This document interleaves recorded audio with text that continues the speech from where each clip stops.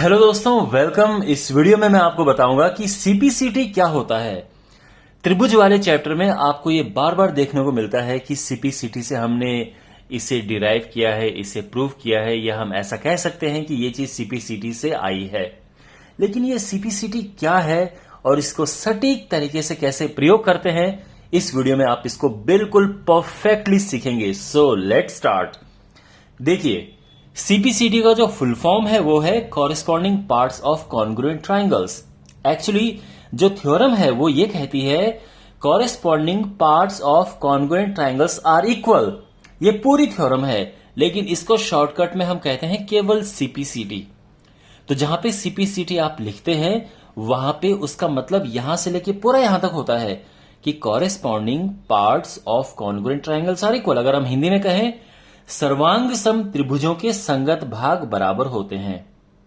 ये इसका full form है, लेकिन डिटेल में मैं अभी आपको बताऊंगा। तो यहां पर आपको इतना तो पता है कि सर्वांग सम त्रिभुज क्या होते हैं। सर्वांग सम त्रिभुज निकालने के टोटल 5 तरीके हैं, और मैंने पांचों के 5 तरीके से यहां पे लिखे हैं। जैसे यहां पर मैंने एक जो एंगल साइड एंगल है वो रूल लिखा है, यहां पे साइड एंगल साइड है। इसके बाद आगे और भी मैंने रूल्स लिखे हैं, लेकिन हर एक के बाद आपको जब कुछ और प्रूफ करना होता है तो उसमें आप देखते हैं कि सीपीसीटी लिखा है। तो मैं आपको बताऊंगा कि सीपीसीटी एग्जैक्टली क्या है। तो यहां पर सबसे पहली बात तो यह है कि अगर आपके पास 2 त्रिभुज हैं और आपको वो सर्वांग सम या तो दिए हैं या आप वो प्रूव कर चुके हो, उसके बाद अब देखो, सर्वांग सम जब आप प्रूव करते हो, कॉन्ग्रुएंट जब आप प्रूव करते हैं, तो वहां पर हमारे पास 3 चीजें होती हैं। ये इसके बराबर है, ये इसके बराबर है और ये इसके बराबर है। ठीक है, ये एंगल इस एंगल के बराबर, ये साइड इस साइड के बराबर और ये एंगल इस एंगल के बराबर। लेकिन इनका क्या, जो बचे उनका क्या? तो यही चीज इनमें रिलेशन बताने के लिए हमारे पास सीपीसीटी होता है। तो सबसे पहले अगर मैं इसकी बात करूं, तो यहां पे जो रूल लग रहा है आप देख सकते हैं, ये एंगल इसके बराबर है, ये साइड इसके बराबर है, ये एंगल इसके बराबर है। तो यहां पे एंगल साइड एंगल का रूल यहां पे लग रहा है। अंडरस्टैंड? वेल माय डियर, अब एक बार अगर ये प्रूव हो चुका है कि ट्राइंगल एबीसी कॉन्ग्रुएंट है ट्राइंगल पीक्यूआर के, एक बार ये दोनों कॉन्ग्रुएंट यानी सर्वांग सम प्रूव हो चुके हैं, उसके बाद जैसे मैंने कहा कि भाई हमें इसके बारे में तो पता है कि ये और ये बराबर हैं, ये और ये बराबर है और ये बराबर है, ये पता है, लेकिन इनका क्या? तो अब देखो, यहां पर सीपीसीटी काम आएगा। तो अब जैसे मैंने आपको बताया है कि सीपीसीटी में क्या होता है फुल फॉर्म में, इसके फुल फॉर्म में होता है corresponding parts of congruent triangles. अब आपको या हिंदी में देखें तो सर्वांग सम त्रिभुजों के संगत भाग। सर्वांग सम त्रिभुज तो आपको पता चल गया है कि ये त्रिभुज सर्वांग सम है, क्योंकि ये एंगल साइड एंगल रूल से सर्वांग सम हो गया है। देखो, इस वीडियो में मैं आपको ये नहीं बताऊंगा कि सर्वांग सम कैसे निकलता है, ये केवल सीपीसीटी का वीडियो है। तो इसमें आपको सर्वांग सम त्रिभुज में दे दूंगा, कॉन्ग्रुएंट ट्राइंगल्स में पहले से ही उसमें होंगे, उसके बाद हम इसे अप्लाई करेंगे। तो आपको इतना तो पता चल गया होगा कि हां, कॉन्ग्रुएंट ट्राइंगल्स ये होते हैं। लेकिन कॉरेस्पॉन्डिंग पार्ट्स क्या हैं ये मैं अभी आपको बताऊंगा, यानी संगत भाग क्या होते हैं ये अभी आपको मैं बताऊंगा। ठीक है, तो यहां पर एक बारी हमने इसे सर्वांग सम प्रूव कर लिया है, उसके बाद इक्वल एंगल के सामने की साइड इक्वल होगी और इक्वल साइड के सामने का एंगल इक्वल होगा। मैं फिर से रिपीट करता हूं, इक्वल एंगल, जैसे ये एंगल और ये एंगल इक्वल है, इसके सामने की साइड इक्वल होंगी, तो इनको हम कॉरेस्पॉन्डिंग साइड कहेंगे। और इक्वल साइड, जैसे ये साइड और ये साइड इक्वल है, तो इनके सामने के एंगल भी इक्वल होंगे, है ना। ये और ये साइड इक्वल है, तो ये कॉरेस्पॉन्डिंग हो गया, यानी ये और ये एंगल कॉरेस्पॉन्डिंग हो गए और ये इसके बराबर है। इसके बाद ये एंगल और ये एंगल भी बराबर है, तो इस एंगल के सामने की साइड और इस एंगल के सामने की साइड बराबर होगी। मैं दोबारा से आपको बताता हूं कि इक्वल एंगल के सामने की साइड इक्वल होंगी और इक्वल साइड के सामने के एंगल इक्वल होंगे। समझ गए बात को?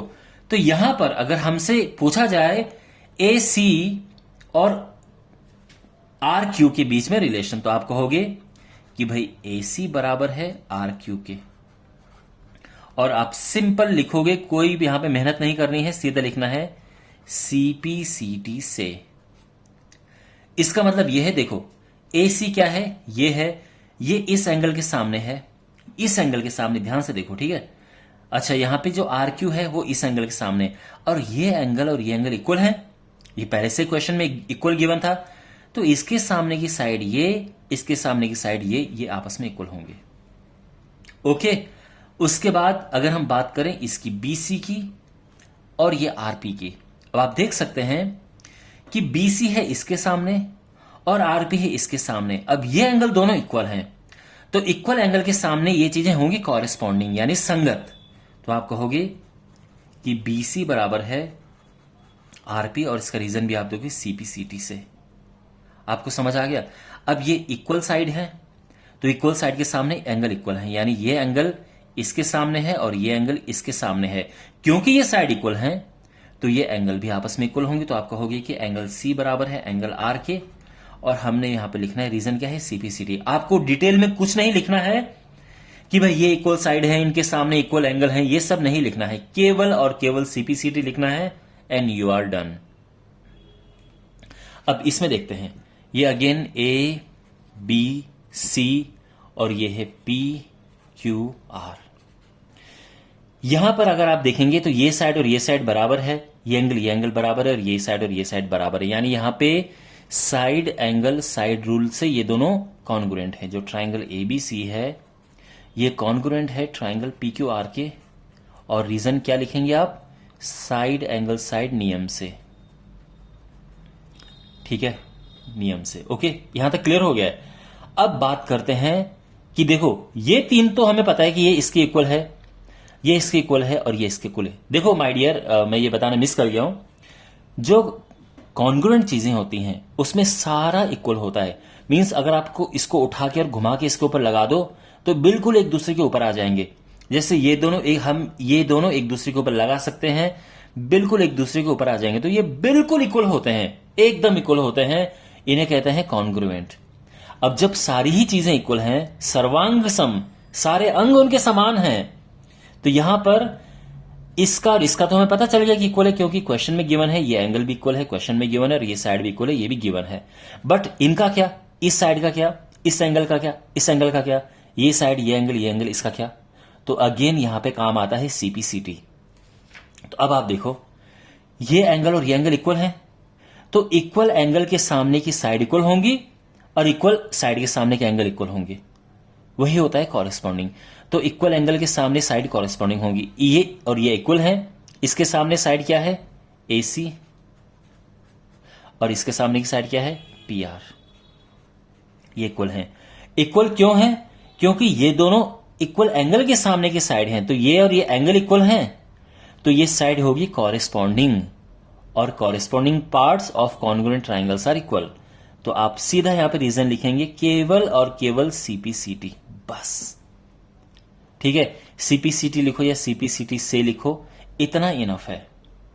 और ये आप लिख सकते हैं कि हां भाई ये आपस में इक्वल हैं। इसके अलावा ये जो साइड है वो इस साइड की इक्वल है, आप समझ रहे हैं? तो इस साइड के सामने ये एंगल इस साइड के सामने की इस एंगल के बराबर होगा, तो आप लिखेंगे एंगल A बराबर है एंगल P। और रीजन क्या लिखेंगे? आपको ये कुछ नहीं लिखना है कि ये इन साइड के सामने थे जो इक्वल थी, कुछ नहीं लिखना है, केवल और केवल CPCT से, और ये हो गया डन। इसी तरह से ये एंगल इसके सामने है और ये एंगल इसके सामने, देखो ये साइड और ये साइड बराबर है, तो इनके सामने के एंगल होंगे कॉरेस्पॉन्डिंग, ये पार्ट कॉरेस्पॉन्डिंग हो गए। तो आप कहोगे कि भाई इसके सामने का एंगल इसके सामने के एंगल के बराबर होगा। क्यों? क्योंकि साइड बराबर है तो सामने के एंगल भी बराबर हो गए, तो एंगल C बराबर हो गया एंगल R। ये है CPCT से, अंडरस्टैंड? ओके, अब यहां पे कुछ और मैंने ट्राइंगल्स लिए हैं। नाउ वी हैव दिस, ये ट्राइंगल ABC और ये ट्राइंगल PQR। यहां पर दिया है कि ये एंगल और ये एंगल इक्वल हैं, ये एंगल इक्वल है, और ये साइड इक्वल है। तो देखो यहां पे जो रूल लगा है वो एंगल साइड लगा है, तो ट्राइंगल ABC कॉन्ग्रुएंट है ट्राइंगल PQR के, और यहां पे रूल लगा है एंगल साइड रूल से, नियम से। ये तो हो गया कॉन्ग्रुएंट। अब इन तीनों के बारे में तो हमें पता चल गया कि ये भाई ये इसके बराबर है, ये इसके बराबर है, ये इसके बराबर है, लेकिन जो बाकी बचे उनका क्या? तो अब काम आएगा सीपीसीटी। ठीक है, तो यहां पर देखो माय डियर, ये एंगल इस एंगल के सामने ये साइड है, तो इस एंगल के सामने ये साइड है, तो आप क्या लिखोगे? आप लिखोगे कि AC बराबर PR। ठीक है ना? क्यों ये इक्वल है? AC और PR क्यों इक्वल है? क्योंकि ये कॉरेस्पॉन्डिंग पार्ट्स हैं। कैसे? क्योंकि ये इक्वल एंगल के सामने ये एंगल और ये एंगल इक्वल हैं, तो इनके सामने के साइड भी इक्वल होंगे। आपको ये बात समझ आ रही है ना? लेकिन इसका रीजन केवल और केवल आप लिखेंगे CPCT से, और ये हो गया डन। इसके बाद अगर हम बात करें, देखो, अगर ये दोनों एंगल इक्वल होंगे तो तीसरा एंगल अपने आप इक्वल हो जाएगा। ये चीज ध्यान रखना आप। अगर दो ट्राइंगल के दो एंगल इक्वल हैं तो तीसरा अपने आप इक्वल हो जाएगा। तो यानी ये और ये आपस में इक्वल हैं, इसके लिए ठीक है, ये हमारे इक्वल हो गए। तो अब इसके सामने की साइड ये AB, इसके सामने की साइड ये PQ के बराबर आएगी। ठीक है, और इसी तरह से ये एंगल और ये एंगल तो इक्वल तो हम पहले लिख चुके हैं। तो आपको समझ आ गया ये? अब यहां पे देखो आप, ये है ABC और ये है PQR। यहां पर अगर आप देखेंगे तो देखो, ये साइड इस साइड के बराबर है, ये साइड इसके बराबर है और ये साइड इसके बराबर, तीनों साइड इक्वल है। तो इनकी तीनों, ये साइड इसके बराबर है, ये साइड इसके और ये इसके बराबर है। तो ट्राइंगल ABC कॉन्ग्रुएंट है ट्राइंगल PQR के, और इसका रीजन क्या है? साइड साइड साइड नियम से। तो ये साइड साइड साइड, क्योंकि ये साइड इस साइड के बराबर है, ये साइड इसके बराबर है, ये साइड इसके बराबर है, तो साइड साइड साइड रूल से ही होगी कॉन्ग्रुएंट। लेकिन अब इनके एंगल का क्या?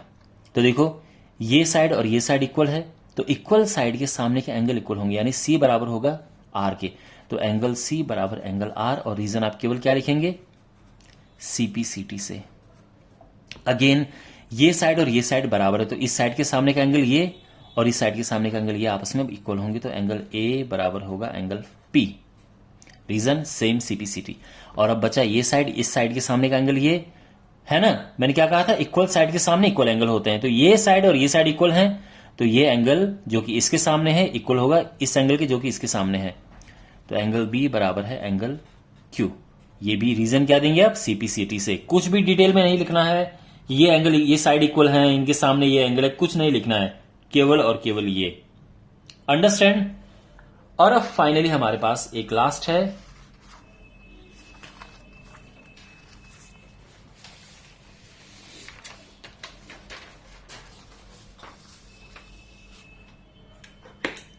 यहां पर ABCPQR, यहां पर ये दोनों आपस में कॉन्ग्रुएंट है। क्यों कॉन्ग्रुएंट है?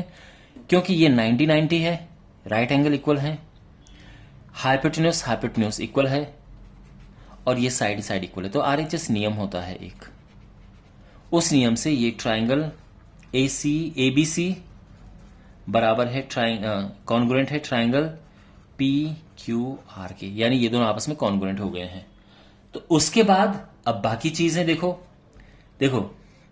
यहां पर अगर हम बात करेंगे कि इसके सामने, यानी ये साइड और ये साइड इक्वल है, तो इनके सामने ये है और इसके सामने ये है। देखो, इक्वल साइड के सामने इक्वल एंगल्स होंगे, ये कॉरस्पॉन्डिंग पार्ट्स हैं। तो हम कहेंगे कि एंगल C बराबर एंगल R है, और ये रीजन CPCT। ठीक है, इसके बाद अगर आप देना चाहो तो दे सकते हैं। देखो,